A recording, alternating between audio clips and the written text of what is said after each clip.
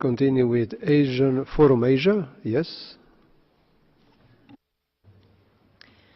Mr. President, we draw the Council's attention to human rights situation in a number of Asian countries. We are concerned by the lack of justice and accountability for thousands of deaths in the Philippine government's war on drugs and threats to human rights defenders and executive interference in independent institutions.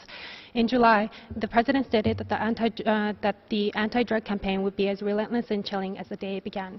We call on the Council to establish an investigation into deaths and mandate the High Commissioner to monitor and report on the government's descent towards authoritarianism.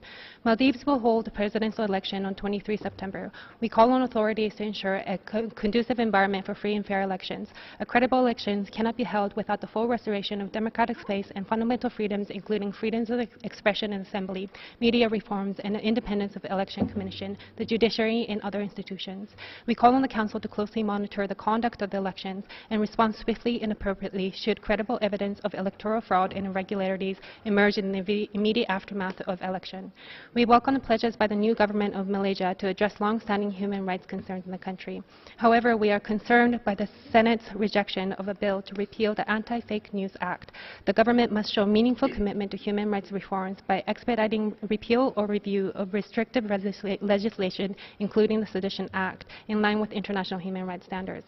Finally, in India, recent arbitrary arrests of several high-profile HRDs adds to the growing concern over erosion of a democratic and civil space.